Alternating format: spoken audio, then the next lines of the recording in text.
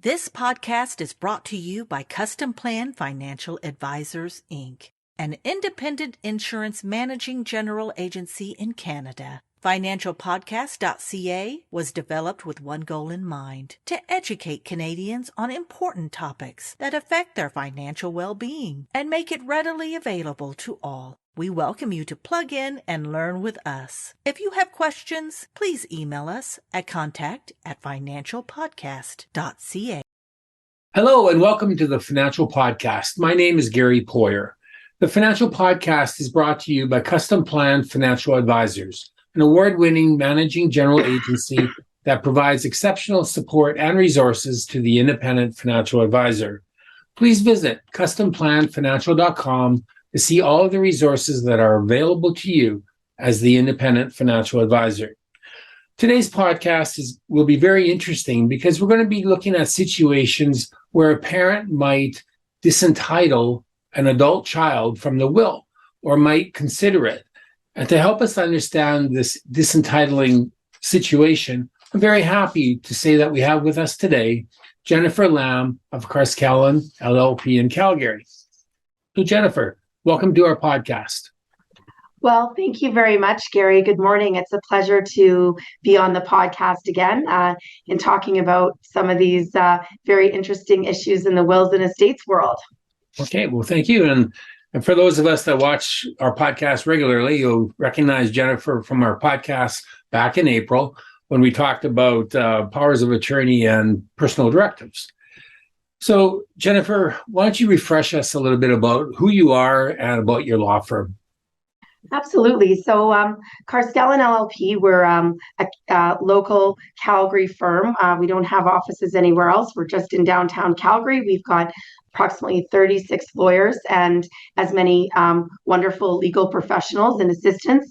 We're a full-service business law firm. We've got a very strong corporate group as well as a very busy and growing litigation group. And so in our wills and estates group, we have litigators like myself. I'm leading the group, and we've got also lawyers that will do the pure estate planning. We also, many of us do bread and butter estate administration work, so grants of probate, grants of administration. In addition, we'll do adult guardianship and trusteeship matters where there's lack of capacity in adults who need assistance in managing their affairs. And we also have very strong tax lawyers in our group who can give specialized advice where clients need that. And so that's sort of the overview of Carscallen. I was called to the bar in 2004. I've been a partner at Carscallen for over 4.5 years. Before that, I practiced at a large national firm for most of my career. And it's a great place to work. You got to really love the people that you work with in this practice, in this profession. And so we've got a wonderful group at Carscallen. I'm very fortunate. Well, sounds like we're very fortunate to have you on our podcast because you sound like you're just the person to talk to about this topic. So maybe just to lay a bit of a foundation, Jennifer, what is the legal obligation of a parent to a minor child when it comes to preparing a will? Right. Excellent question. And I guess the starting point I would say is that every province can be a little bit different. So I'm only speaking to obligations in Alberta. Okay. And so in under our Wills and Succession Act, there is only an obligation for a parent to provide for an adult child if there is a dependency. Okay, that means a physical or mental inability to earn an income. There is, however, an obligation for a parent to minors. So under the ages of 18, you must provide what is called adequate maintenance and support. That is a very loosely defined term in the Act. It's going to be very fact specific, depending on the client and the particular family that you're dealing with. So parents must provide in their will for their minor children. They must also provide for children who are in between the ages of 18 and 22 and are in post-secondary education on a full-time basis. Okay. The trickier part is the adult child. There is no obligation to provide for an adult child unless there's a dependency, a financial dependency. If you don't provide properly, they can bring a claim against your estate once you're passed away, once you've deceased. Okay, good. What about just kind of flipping the scenario around? Is there an obligation on the part of an adult child to provide for his or her parent? That's a great question. And the answer is no, not in Alberta. And I'm not sure about other jurisdictions, and I'd be cautious to comment on that. But no, there's certainly, it's really the principle under our wills and succession laws in Alberta is testamentary freedom. So barring the legal and moral obligations you've got to your dependents, you've got, you can leave your estate to whomever you want. There are no family obligations such as an adult child to his or her parent. Okay. All right. So, and you probably come across this all the time. If a parent doesn't leave money to an adult child, let's say the parents leave money to a charity or someone else, is it the situation quite often that the adult child will challenge his or her parents' will? You see it. You see the challenges come in. But Alberta, the answer is, we often say, you've not been left anything. If you can't prove that you're in need by virtue of physical or mental disability, you don't have a shot. You can't take a run at the will. Now, BC, that's very, very different than Alberta. So the Wills Variation Act in BC does allow adult children to claim against a parent's estate if they didn't receive a proper share, absent a dependency claim. So it's very, very different, Alberta versus BC. That's something important to remember. If you're ever dealing with a BC estate or a BC family or a BC client. So in Alberta, it's very cut and dried that way. Okay. So it kind of complicates the situation then in different provinces or across Canada. That's right. Is there any reason why BC would be so different than Alberta? That's a good question, and that's been bandied about for a very, very long time. It's just a different philosophy, a different, public policy reasons underlying that. BC always does a few things a little different, so maybe we just chalk it up to that. Yeah, well, it is interesting how. I guess it would be the legislature in BC that viewed things differently compared to Alberta, right? Different governments, different philosophies. Yeah, exactly. Okay. So when you have a situation where parents have 2 or 3 or more children, what is the legal obligation, if any, to treat the children equally? And what does equally even mean? Yeah, that's another common scenario we come across, Gary, in our planning sessions with our clients. There is no legal obligation to treat your children equally. There absolutely isn't. I think where it comes down to families is they feel a moral sense of, well, you can't treat one differently than the other. But to your point or question about what does equally mean, we come across, again, many fact scenarios where 2 children are really successful. By way of example, they've gone to university, they've worked hard, they've managed their money well, they've saved, they've made astute financial decisions. There's the black sheep in the family, the one that didn't ever really work that hard, flunked out of school, got a lot of help from mom and dad along the way during lifetime.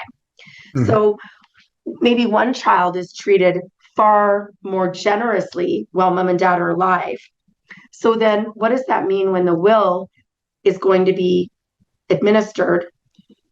Do you take into account the advances that one child or children received during their lifetime and then equalize it on death? That happens all the time. So you don't treat those advances that a child was given as gifts, but rather, and they're not loans to be repaid, but they're treated as advances on their inheritance. Is that making sense, Gary? Yeah, it does. Okay, so sometimes you hear the term fairly. So does fairly and equally mean the same thing, or is that a different meaning altogether? I think those two terms have different contexts, because what might be fair isn't necessarily equal. Okay. You know, equal, a third, a third, a third. Well, if one of those children got a whole bunch of money while mom and dad were alive and the other two didn't, that isn't necessarily fair. The distribution might be equal, but I wouldn't necessarily think that my client would classify that as fair, because one child would be benefiting far greater than the others potentially. Right. So what about this situation? Let's say that you have two children, and maybe this is kind of similar to what you were talking about just a few minutes ago, but let's say that one child is intellectually advanced more so than the other. So his potential in life is greater than the other. If the parents gave more to the lesser intellectually child, is that fair or equal, or is that, how would you describe that? Again, it goes to the point of testamentary freedom. I mean, fundamentally, a person is at liberty to make a will that distributes their assets on their death as they want. Mm-hmm. It's about what they intend to have happen on their death. If they feel as though there's a difference in abilities of children, which there often is, you know, it's up to them to decide what they think is fair. I mean, I just had a client come in last week, and one son she's redoing her will. Her husband just died. One son is her two children. The son is very successful. He's a lawyer. In fact, he's got a young wife and a young daughter. Her daughter, on the other hand, has struggled her whole life. She, you know, lives in a rental apartment. She's in and out of jobs. She's not married. She doesn't have any kids. This client wants to give her daughter more because she sees her on her death. The residue isn't 50-50. She wants to give her daughter, in this scenario, it was 60% and her son 40%, because she felt as though her daughter has just had more struggles. Mm-hmm. So again, not equal if you look at it from a mathematical perspective, but fair from the parent's perspective. Okay. Oh, that's interesting. Okay, so getting more to the topic of our podcast now, can you speak to some of the situations where a parent might want to disentitle a child from a will? Absolutely. And most of the time where I see it, there's two main categories where I see it. Number one is financial mismanagement, a lack of sophistication. They feel as though they will not handle their inheritance properly. And so when I say disentitle, it doesn't always mean taking them out completely, but rather structuring within the will a trust for the child or the children who they have concerns about in terms of handling the money. You know, are they going to just go out and blow it? Are they going to spend it on things that they shouldn't be? I know it's their money, but parents also want to see their legacies honored typically, right? And all their hard work and what they've earned over the course of their lifetime. But this dovetails into a problem that I see, which is centering around substance abuse and addiction issues.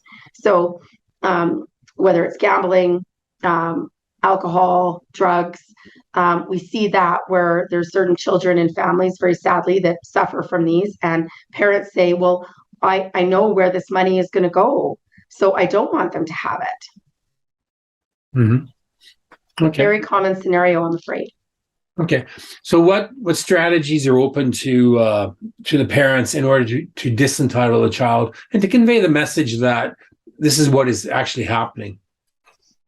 Well, that's a really tricky one, because on the one hand, you know, we always encourage with our family clients, you know, open communication, open lines of communication. You want to have, you know, no one's caught by surprise on death when the will is not read, because we don't do that practice here, but where the will is disclosed and children are learning things for the first time, that can become very, very awkward and very hostile.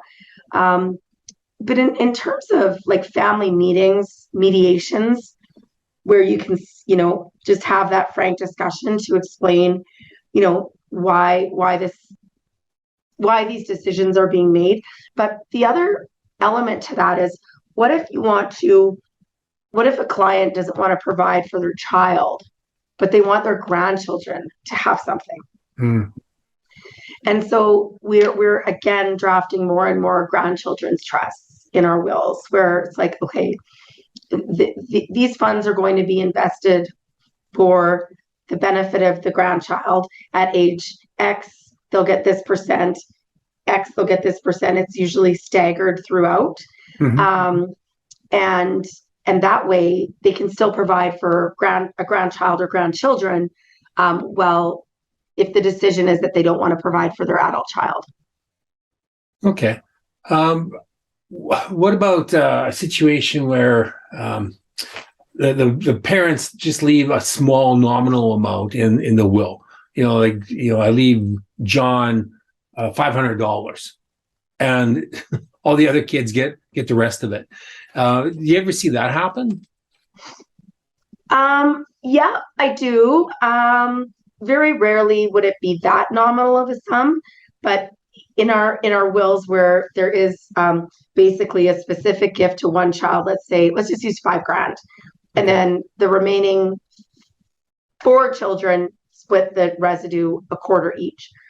Oftentimes when those decisions are made, we put specific language right into the body of the will that speaks to why this decision was made, and it speaks to the testator or testatrix intention to arrive at that decision. Okay. Okay. What about this situation? Let's say that the parents leave an equal amount to their 4 children, and let's say it's $50,000 each, and then they use their opportunities outside the will, like an RSP or life insurance, to leave money to 3 out of 4 children, but one receives less. Does that ever happen, or am I kind of reading the wrong things? No, that does happen. Certainly, you can provide for children both within your estate through your will, and then outside the estate in terms of beneficiary designations. Let's say your TFSAs, your life insurance. You've got specific, beneficiaries listed on those plans. Certainly, you can provide for beneficiaries inside and outside of the estate. So we do tend to see a combination of that from time to time. Okay. All right. So what happens if parents disentitle a child, an adult child, and they reconcile, but they forget to go back to the lawyer and make the changes? Is the adult child like out of luck, or is there anything that he can do? Because you mentioned earlier that there is no legal obligation toward an adult child. So is the lesson get along with your parents? The lesson should be all families should be as happy and get along as well as they possibly can, because we know what happens when litigation happens after death. That's the thing, right? The last will and testament is the last will. So if you haven't changed it, if you haven't updated it, if you haven't made a codicil to your will, that's what speaks on your death. So if a child is out completely, but then comes back and says, well, wait, mom or dad said they wanted me to actually have half the farm. If that's not in the will, or they're not on title, they're out of luck. There's no way around that. The formality of the will is, and or valid codicil is what will dictate. Okay. All right. So it's pretty cut and dried. Yeah. Okay. What about the situation where people try and use the will kit in order to disentitle a child? Do you have any examples or scenarios where that's really been messed up? Yeah, I'm just as a lawyer, you'll say that I'm an estate planning lawyer and litigator. you'll see my natural bias come through here, but I just think will kits are a very bad idea. We litigate them because they're often so fraught with errors, and they're not at all foolproof. They're not the best documents that you would want to use. So, it is best to save yourself potentially and your family a whole bunch of headaches down the road. Get your estate planning documents drawn up properly with legal counsel, so that you can avoid, any pitfalls that come with the do-it-yourself method, especially when it comes to an issue that's so sensitive, like disentitling a child. Yeah. I imagine it is pretty sensitive. Have you ever run into the situation where you have the two parents, the husband and the wife, and they're in their 70s, and they're sitting in front of you in your office, and the father wants to disentitle a child and the mother doesn't, and they haven't resolved the issue, and they're in front of you? Have you ever run into that situation? Yeah, and that's a hard one. I was actually, a few months ago, I had that exact scenario, and I have to, like, at the end of the day, if one parent doesn't want a child in the will and the other parent does, that's fine, but it will just depend on who predeceases, right? Like, who dies first. And so you don't necessarily have to have mirror wills, but it can complicate things. I always want, really, moms and dads, married spouses, or adult interdependent partners to really land on the same page when it comes to how they treat their children. Where I see a lot of differences, which is totally acceptable, with blended families. So, you've got kids from a first or second wife, or maybe both, and then she's got children from a previous marriage, and you're going to treat those children very specifically in your own individual wills. But where it comes to the more nuclear family setup, it does usually avoid complication if you can try to land on the same page, appreciating that might not always happen. Right.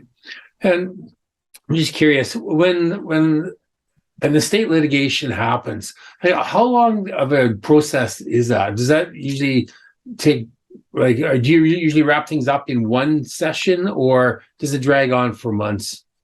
My one of my files on my desk right now, the man died in 2014.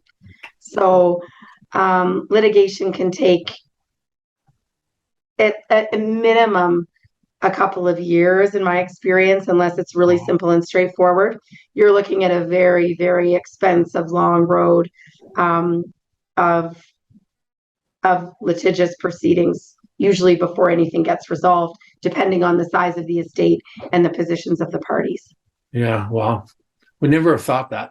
I was thinking, a couple of months, things would be wrapped up, but I've rarely seen it, maybe in something really, really simple and straightforward, that you tell the parties that it's not worth fighting over, given what it's going to cost in the long run, and if there's reasonable counsel on the other side. But typically, many of my estates have been going on well in excess of 2 to 3 years. Again, the oldest one right now on my desk is 8 years old. Wow. Yeah. Thanks. Okay, just before we wrap up, Jennifer, is there anything else that you want to mention that maybe I haven't brought up or we haven't covered yet? No, Gary, I think I would just sort of close the podcast today by, talking about the fact that, these are really difficult and sensitive issues when it comes to family dynamics, and the differences that, parents may feel towards their children, and what do you do? Who do you, you don't, I'm a parent, as you are, and any of us would, save our children, years of fighting over our estates if we could, right? Because I've seen it out the other side, and families can just be completely destroyed by these decisions. So open communication, having the proper documents drawn up, getting the proper legal advice as to what the options are for you to provide for your children. Again, the trust mechanism is something that can really go a long way to say, look, I don't necessarily want to cut a child out, but I don't trust them with getting an inheritance. So how can we structure it in a way that's going to allow them something, allow them to have what I want to give them, but in a way that's controlled and measured and won't be all for naught. Right. So those would be my sort of takeaway tips from today. And once again, it's just so important to have that updated estate plan in place, whether it's, it's never too late. I've got clients coming to me all the time saying, oh man, we're in our 60s, we've just retired, and we haven't done our wills yet. So it's really important to get the momentum to do it. I know that it's not always a pleasant thing to think about and talk about our own mortality and, how we want, how we would see things after we're gone. But it's so critical to save your family a lot of potential strife, and it'll also, allow you to have peace of mind that your affairs are in order. Right. Yeah, no, it's good advice for sure. So, well, Jennifer, I want to thank you for being our guest today on our podcast. You provide a lot of value and insight, so thank you very much. Oh, it's my pleasure. Thank you for having me again, Gary. This was a great session, and hopefully this has been informative for the listeners. Oh, yeah, absolutely. Well, it was our pleasure to have you back. Jennifer, how can our audience get in touch with you? Sure. So Carscallen LLP is our firm. My email address is lamb, LAMB, at Carscallen, CARSCALLEN.com. And you can send me an email anytime. My direct phone number, call me anytime, is 403-298-8455. Okay. And you're located in downtown Calgary?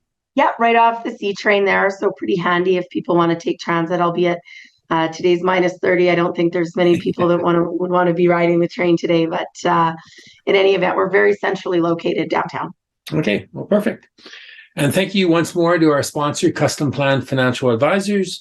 Customplan Financial Advisors is an award-winning MGA that provides exceptional support and resources to the independent financial advisor. Please visit their website at customplanfinancial.com. This podcast is available on YouTube, Spotify, and at financialpodcast.ca. To be notified directly when new podcasts are available, please subscribe by visiting financialpodcast.ca. If you have an idea for a topic or know of someone who would make a great guest, please send me an email at info@financialpodcast.ca. We'd also love to receive your feedback. So thank you again, Jennifer, for being our guest. And to everyone else, have a fabulous day.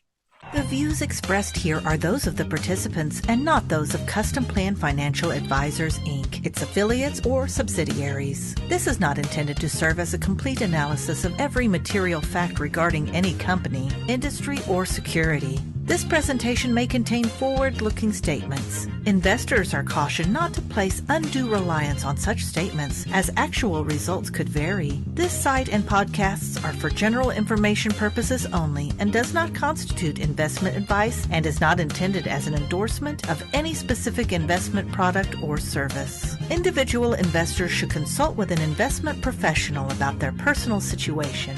Past performance is not indicative of future results. If you are unsure about what is the best course of action for you in your financial planning, then we suggest you consult a fee-based independent financial advisor or get in touch with us to discuss your individual situation.